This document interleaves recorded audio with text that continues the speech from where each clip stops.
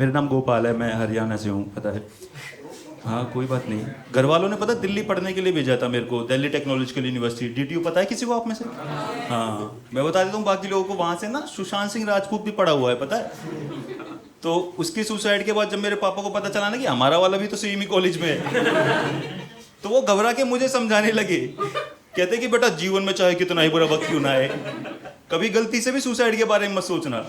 और पापा मेरे किसान है, मैंने उनको भी यही कहा।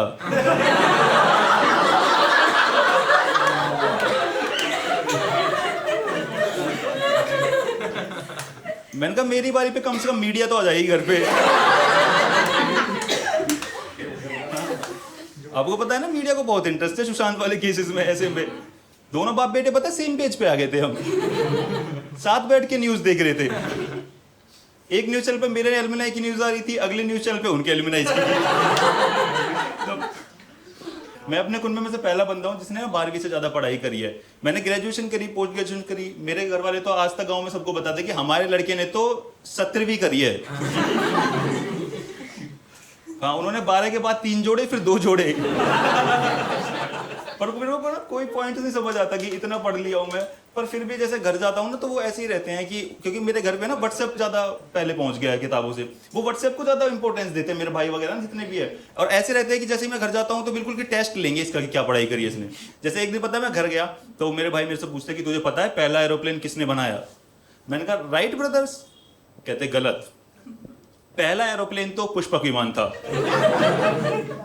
जो रावण के पास था। उसने ये बात बोली और बाकी भाइयों से बोला राइट ब्रदर्स। उन्होंने कहा राइट ब्रदर। मैंने समझाने की कोशिश करी, मैंने कहा नहीं नहीं भाई, राइट ब्रदर्स 2 भाई थे जिन्होंने एरोप्लेन बनाया था। कहते हैं हाँ हाँ, रावण और कुंभकर्ण होंगे। यही 2 है। हाँ, जो भी व्हाट्सएप पे वीडियो आती है आपने देखे होंगे, ऐसे लोग ना समझाने के चक्कर में रहते हैं कि ये रियल है। उनको ना चमत्कार ज्यादा लगता है रियल। जैसे मेरे को दिखाते हैं एक वीडियो आपने देखी होगी, मोरनी मोर के आंसू पी के प्रेग्नेंट होती है ना। वो मेरे को दिखाते हैं और कहते हैं कि ये होता है चमत्कार, और चमत्कार रियल होते हैं। तेरी साइंस क्या कहती है? मैंने कहा पहली बात तो मेरी साइंस जो कहती है मैं उसकी वीडियो नहीं दिखा सकता आपको। क्योंकि मैं कहां से ढूंढ के लाऊंगा भाई मोरनी मोर की वीडियो, आप खुद सोचोगे। और ऊपर से ना मोर जो है भाई, आपको पता है नेशनल बर्ड है हमारा। मेरे फोन में वीडियो निकली ना, यूएपीए लग जाएगा, देशद्रोही। कि साले ये सब क्या लेके चल रहा है। मेरे को पता है दिक्कत बस यही है कि ना, अगर उनको समझाओ ना ज्यादा तो वो ऐसे बोल देते कि अच्छा बहुत पढ़ लिख लिया है ना। और मेरे को ये समझ नहीं आता कि भाई गांव में बहुत पढ़ लिख लिया है, गाली कैसे है? यही तो अचीवमेंट है मेरी बस। और मैं पता है मैंने फिजिक्स में ग्रेजुएशन और मास्टर्स करी है, लेकिन सबसे नॉन साइंटिफिक घर में रहता हूं मैं। जैसे मैं सुबह उठ के देखता हूं ना, मेरे सामने वाली दीवार पे फिजिक्स की डिग्री से 2 इंच ऊपर पंचांग का कैलेंडर टांग रखा उन्होंने। और सफाई करते टाइम ना डिग्री उतार के साइड में रख देते, पंचांग के पैर छूते जाते हैं कि जी ये तो। पर नहीं, वो ना बहुत ज्यादा ऐसे सुपरस्टिशियस है। तो मेरे पापा तो मेरे से पूछते हैं कि भाई ये जो भी तेरे को पढ़ाया है ना, इसका एप्लीकेशन कहाँ है, मतलब क्या पढ़ के आया है। उन्होंने पढ़ाई नहीं करी। मेरे तो दोनों भाइयों ने कॉमर्स लिया, वो खुद हिंदी में बताते हैं। हाँ, ऐसे कहते पापा हमने तो हिसाब किताब पढ़ा है। और वो खुश हो जाते हैं कि हिसाब किताब तो कोई बढ़िया चीज है भाई। और फिर मेरी तरफ देखने लगते हैं कि तेरी साइंस क्या कहती है। हाँ, मैं क्या बताऊं, और मुझे समझ नहीं आता इन्हें क्या बताऊं कि ये रदरफोर्ड मॉडल ऑफ एटम कहाँ कहाँ आने वाला है मेरा। डबल स्लिट एक्सपेरिमेंट समझाऊं उनको मैंने पता कोशिश करी ऐसे, जितना भी बेसिक मेरे को पता था ना, बहुत ही इजी लेवल से समझाने की कोशिश करी उनको। मैंने उनको बोला कि पापा देखो, मैंने तो फिजिक्स में ये पढ़ा है कि पूरी दुनिया जो होती है ना वो एटम से बनी है। और एटम्स जो होते हैं वो ऐसे इलेक्ट्रॉन्स, प्रोटॉन्स, न्यूट्रॉन्स, इन सब से बने हैं। और उसके बाद अगले दिन जब घर में मेहमान आ रहे हैं ना, तो उनके सामने हवाबाजी बना रहे हैं कि जी हमारा लड़का तो बाहर से पढ़ के आया है। पूरी दुनिया पता है इलेक्ट्रॉन, प्रोटॉन, न्यूट्रॉन्स ने बनाई है भाई साहब। उन्होंने क्रॉस क्वेश्चन पूछ लिया कि ठीक है बनाई होगी भाई साहब, लेकिन ये इलेक्ट्रॉन, प्रोटॉन, न्यूट्रॉन्स होते क्या है? तो ये पता ही नहीं था उन्हें। तो नाटक करने लगे याद करने का। और बगल में खड़ा होकर मैं सोच रहा हूँ कि भाई ये तो मैंने बताया नहीं, तुम याद क्या कर रहे हो भाई? क्योंकि मुझे ना ऐसे कन्वर्टिबल लोडिंग का निशान दिख रहा है, 56%, 57% आंसर। और मैं बस डर रहा हूँ कि 100% में पता नहीं है क्या जवाब देने वाले हैं। जैसे ही पता है वो लोडिंग 100% हुई, इतने में कहते हैं कि इलेक्ट्रॉन, प्रोटॉन, न्यूट्रॉन्स का मतलब होता है भाई साहब ब्रह्मा, विष्णु, महेश। वही है सृष्टि के निर्माता, और कौन है? सामने वाले बंदे ने, पता है इससे ज्यादा खराब बात है, सामने वाले बंदे ने अग्री किया इस बात पे। हाँ, और उनका लड़का था साथ में, कहते हैं हमारा लड़का भी 12वीं क्लास में साइंस लिया, इसको भी सेम कॉलेज में डाल दो। जो 12वीं क्लास वाला लड़का वो मेरी तरफ देख रहा है कि इस चूते ने अपने भोले बारे पेरेंट्स को क्या बता रखा है कि ये इलेक्ट्रॉन, प्रोटॉन, न्यूट्रॉन्स क्या होते हैं। पता है मेरे को लग रहा था कि ना टाइम के साथ साथ हमारा साइंटिफिक टेम्परामेंट ना आगे जाना चाहिए था। आपको लगता नहीं है थोड़ा सा कम हो गया है ना? जैसे ना आप में से साइंस लिया किसी ने ऐसे 11th-12th में, है ना? आपको वह बहुत बहुत सारे लोग है ना, तो आपको सबको पता होगा ना बेसिक की 3 डायमेंशन होते हैं ऐसे ना, 4D 5D। पता बाहर अमेरिका यूरोप में साइंटिस्ट लाखों करोड़ों की रिसर्च कर रहे हैं, और यहाँ आप मार्केट में जाओ दुकान के साइड में ऐसे पटरी वाला 11D का टेम्पर ग्लास बेच रहा है भाई। 11D का टेम्पर ग्लास, और वो भी 70 रुपए में। मुझे तो डर लगता है गलती से कोई बाहर का साइंटिस्ट इंडिया विजिट करने ना आ जाए भाई। आप समझ रहे हो? उसको देख के तो फटी जाएगी कि भाई इतने ग्रेट रिसर्चर बनियान पहन के बैठे। 11 डायमेंशन खोल दिए उन्होंने। वापस जाके पता है अपने रियल वालों को डांटेगा कि तुम साले कामचोर हो 1 नंबर के। असली रिसर्चर तो ऐसे इंडिया में बैठे हैं एक बहुत बड़ी रिसर्च लैब में, गफ्फार मार्केट के नाम से। एक तो उससे पता है कुछ आर्ग्यू भी नहीं कर सकते, उससे पूछ, मैंने पता पूछने की कोशिश करी, मैंने उससे बोला कि भाई ये 11D है, ये D का मतलब क्या है? तो ऐसे देखने लगा और कहता भैया आप 60 दे देना।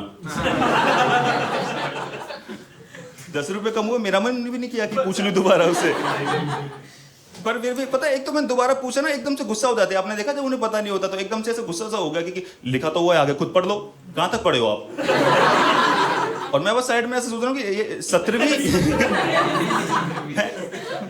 मेरे से क्या पूछ रहा है भाई कहाँ तक। जैसे ही पता है उस बंदे को पता चला ना कि मैं पोटेंशियल कस्टमर हूँ, तो एकदम से उसके हाव भाव चेंज हो गए। ना मेरे को पिच करने लग गया अपना प्रोडक्ट। आपने देखा है ऐसे स्ट्रीट वाले वेंडर्स जो होते हैं कितनी क्रेजी पिचिंग करते हैं ना, उसको पता भी नहीं चला वो अपने प्रोडक्ट के अगेंस्ट चला गया पिच करते हुए। हाँ, उसने पता मेरे को कहा कि भाई ये टेम्पर ग्लास ले लो और ये इतना स्ट्रॉन्ग है कि फोन को चाहे 10 मंजिल से नीचे फेंक देना, फोन चकनाचूर हो जाएगा, टेम्पर ग्लास को कुछ नहीं होगा। मैंने कहा भाई एक ही काम है मेरे तेरे टेम्पर ग्लास का यार, मेरे फोन की प्रोटेक्शन करना। फोन टूट जाएगा, टेम्पर ग्लास में रील देख लूंगा ना मैं। और उसको मैंने थैंक यू बोला। मैंने कहा भाई शुक्र है तू इस लॉजिक के साथ टेम्पर ग्लास ही बेचता है, वरना तू तो साले हेलमेट भी बेच सकता था। उसका ये रहता है कि खोपड़ी खुल जाएगी भाई साहब, हेलमेट पे कोई खरोच नहीं आने की है। भाई उस बंदे को, एक तो आपको पता है जो टेम्पर ग्लास वाले होते हैं ना, उनसे आपको कोई भी प्रोडक्ट चाहिए उनको कोई फर्क नहीं पड़ता। जो उनके पास अवेलेबल होता है ना उसको बेस्ट बता के बेच देते हैं वो, है ना। और उसके लिए कोई खराब एग्जांपल देते हैं जिसकी आपको जरूरत होगी भी नहीं। जैसे मैं गया तो मेरे को कहता है कि भैया ये प्राइवेसी वाला गार्ड है, नई टेक्नोलॉजी है जिसके आपने देखा साइड से नहीं दिखता। हाँ, और मैंने कहा ये मेरे किस काम का? तो उसने मैन टू मैन एक एग्जांपल दिया। कहता भैया मान लो आपकी गर्लफ्रेंड के बगल में बैठे हो आप और किसी और लड़की से बातें चल रही है, तो उनको पता ही नहीं चलेगा कि आप किससे बात कर रहे हो। इतना अच्छा तो मेरे बारे में भाई किसी ने नहीं सोचा, बताया। इसको लग रहा था कि भैया की गर्लफ्रेंड तो होगी होगी, और भैया सारे चीट भी करते ही होंगे। भैया को चीट करने से एक टेम्पर ग्लास ही तो रोक रहा है। 3 लड़कियां तैयार बैठी है, भैया के पास 70 रुपए नहीं है, तो बेचारे आज तक लोहेल है। और उससे पता है मैंने वो ग्लास ले लिया, और उस पॉइंट पे मेरे को समझ आया कि उस बंदे को ग्लास टेम्पर ग्लास वगैरह की तो कोई नॉलेज थी नहीं, लेकिन उसको लड़कियों की भी कोई नॉलेज नहीं थी, है ना। क्योंकि आपको पता उसने कितना इजी सिनेरियो सोचा। उसको लगा कि मेरी गर्लफ्रेंड बगल में बैठ के फोन देखने की कोशिश करेगी, उसे दिखाई नहीं देगा, वो वापस से अपना काम करने लग जाएगी। इतनी सिंपल ही तो होती है जिंदगी। आपको पता ही है, क्योंकि मेरी गर्लफ्रेंड ने पता फोन देखने की कोशिश करी, उसे दिखाई नहीं दिया, वो खुंदक में आ गई और बगल में बैठा था मेरे हाथ से झपट्टा मार के फोन छीन लिया और चेक करने लगी मेरे फोन में क्या क्या है। अब साइड में मैं बैठा हूँ चूतियों की तरह, मुझे नहीं दिख रहा वो क्या चेक कर रही है।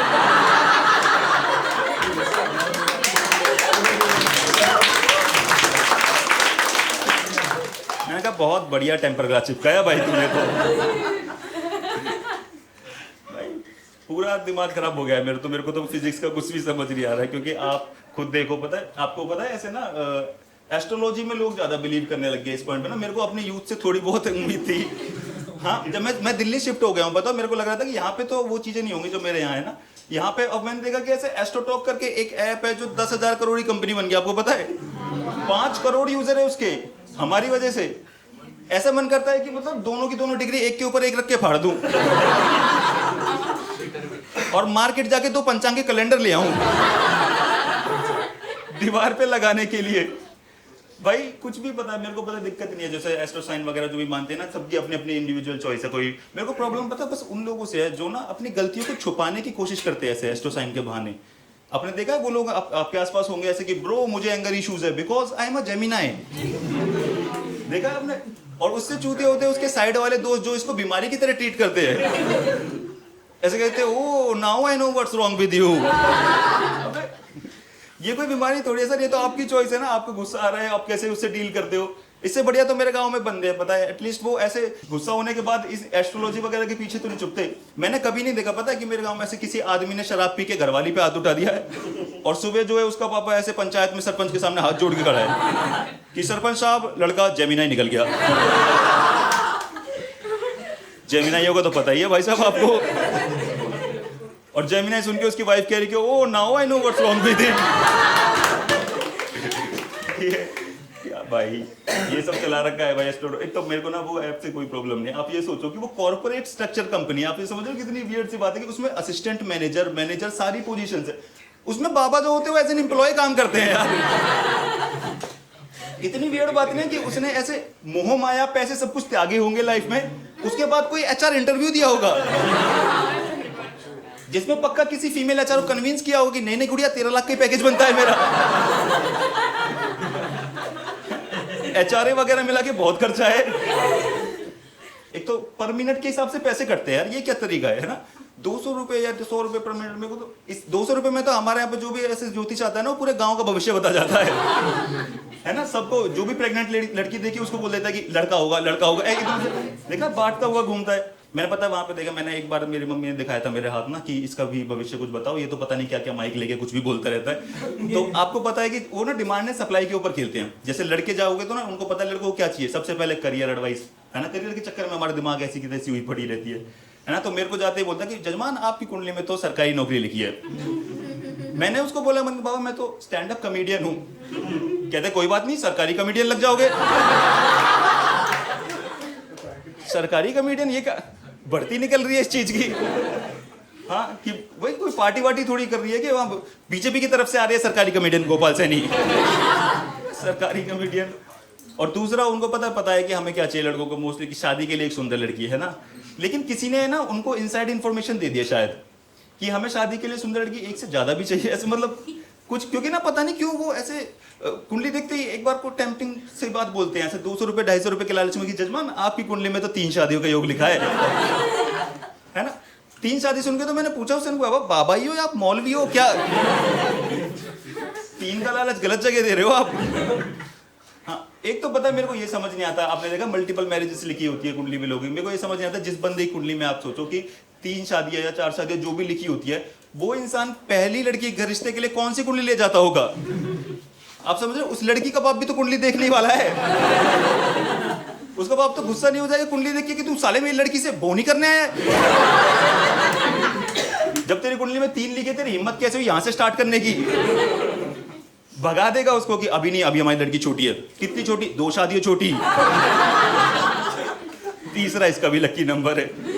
मैंने देखा पता लड़के तो बहुत खुश हो जाते हैं, उनको बस मीठी मीठी बातें कुछ भी बोल दो। 3 शादियां सुन के तो ऐसे खुश हो जाते हैं कि घर जाते टाइम लूडो ले जाऊंगा, किसी को बुलाने की जरूरत नहीं, बढ़िया चारों। देखो उनको बहुत मजे आ रहे हैं इमेजिन करके कि यस। पर भाई ये सब बोलते हैं, लेकिन मैंने देखा है ना फीमेल को वो सेम बात नहीं बोल सकते। उनको पता है कि लड़कियों को तो लड़के ज्यादा पसंद है भी नहीं, तो वो ना होप के ऊपर खेलते हैं। जैसे मैंने गाँव में जितने बंदे देखे हैं ना, उनकी सबसे कोर ऑडियंस है वो वाली फीमेल जिनकी शादी खराब चल रही होती है ना, क्योंकि उनके पास बेचारे के पास होप ही रहती है। तो वो ऐसे जाते हैं कि बाबा मेरे हस्बैंड शराब पीते हैं, हाथ वाथ उठाते हैं, क्या करना चाहिए मुझे? तो वो बाबा कोई भी लॉजिकल या लीगल एडवाइस तो देता नहीं है, जेब से कोई अंगूठी निकालता है और दे देता है कि इसको सीधे हाथ में पहना देते ना सब कुछ ठीक हो जाएगा। नेक्स्ट डे वो सेम फीमेल उसी अंगूठी का निशान माथे पे लेके आती है कि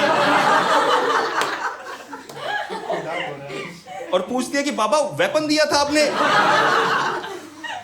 ये मेरे हस्बैंड को यूज करना कैसे आया?